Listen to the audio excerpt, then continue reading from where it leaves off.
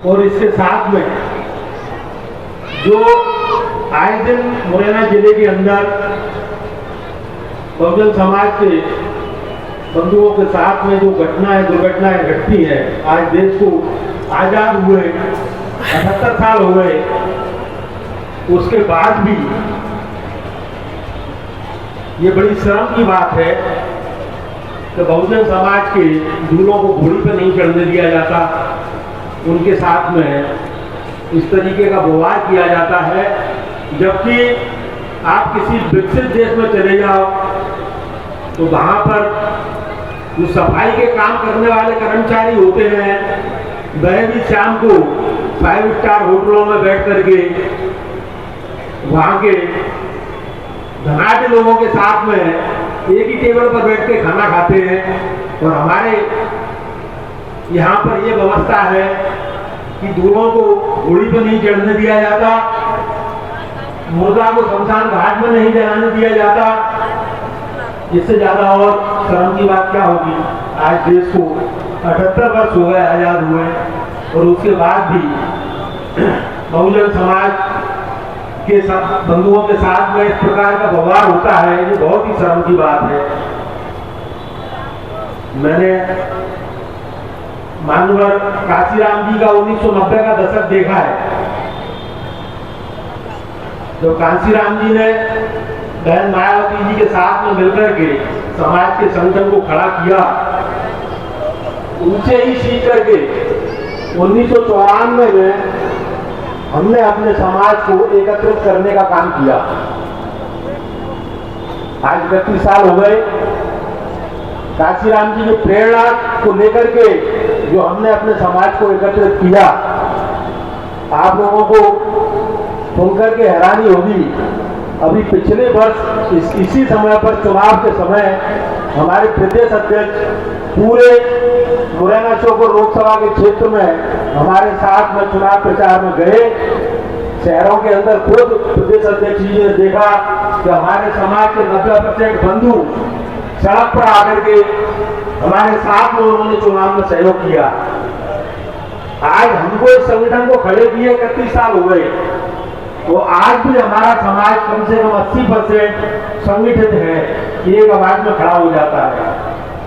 बनिया समाज आप लोग सब जानते हैं, समझते हैं। मुरैना जिला भिंड मुरैना डाकू समस्याओं से ग्रस्त हुआ करता था, और सबसे ज्यादा डरा सहमा समाज रहता था तो हमारा समाज रहता था, बनिया समाज रहता था, क्योंकि हमारे समाज के लोग सिवाय व्यापार के और कुछ चीजों में लिप्त नहीं रहते थे।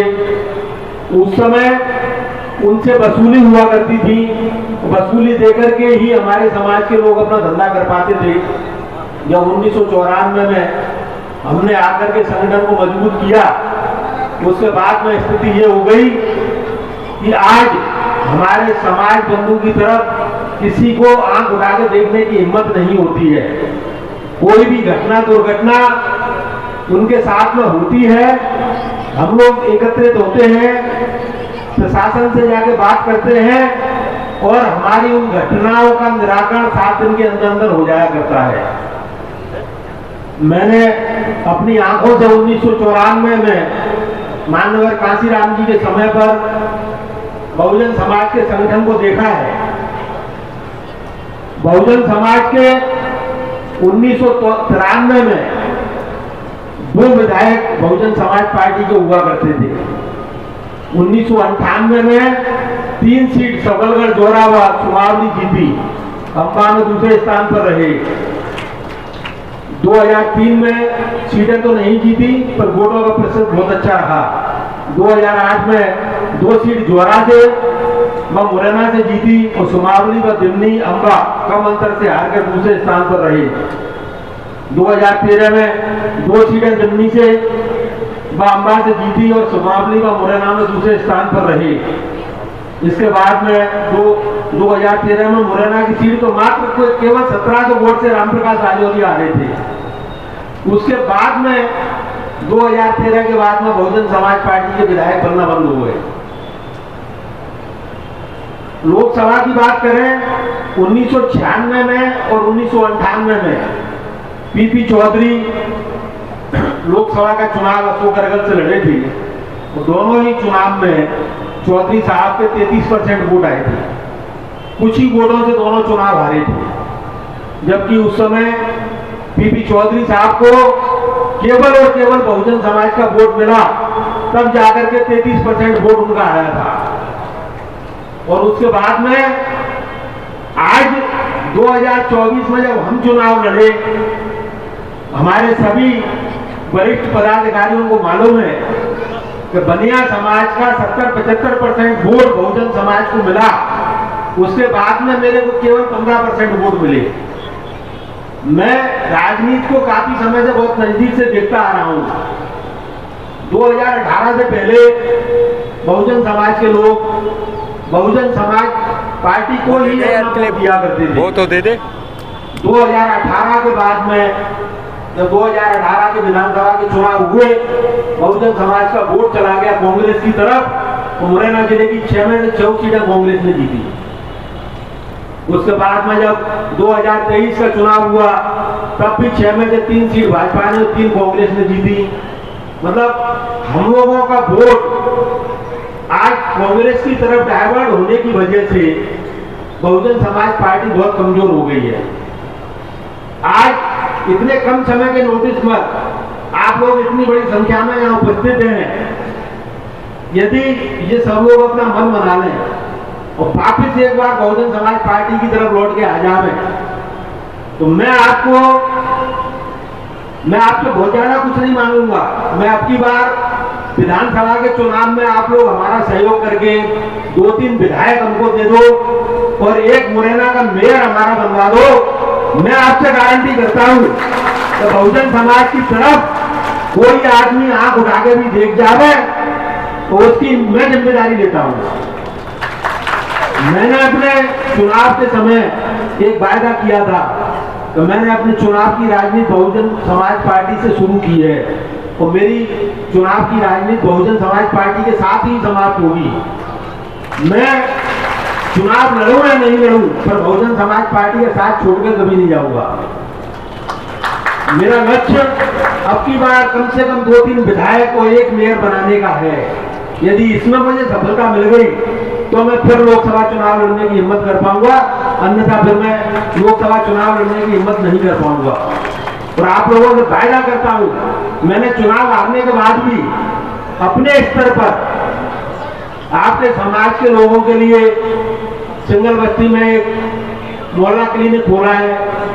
आए दिन हम लोग मेडिकल के कैंप लगाते हैं। अभी भी 18 मई को एक बड़ा मेगा मेडिकल कैंप हम लोग लगाने जा रहे हैं।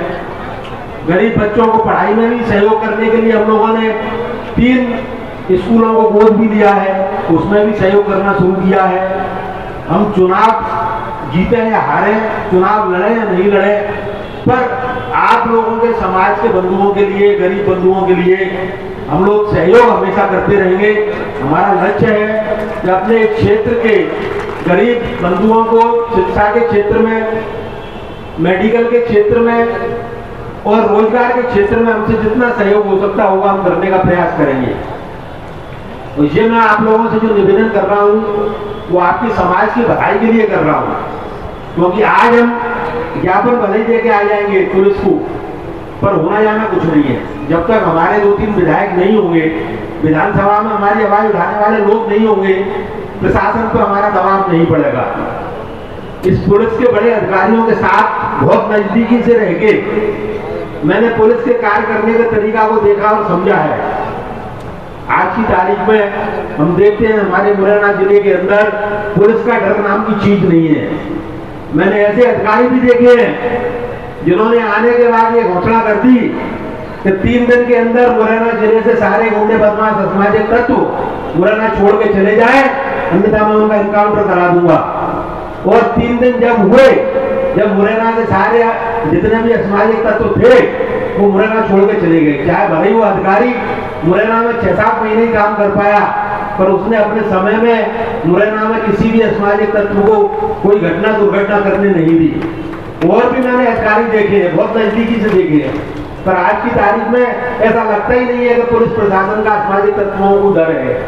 अन्यथा इतनी बड़ी अभी घटना हुई है 14 अप्रैल को कि जयंती में से वो लोग वापस अपने घर जा रहे थे और वहां पे गोली चला करके एक की हत्या कर दी, एक को घायल कर दिया। तो ये यदि पुलिस का डर होता तो ये घटना नहीं होती।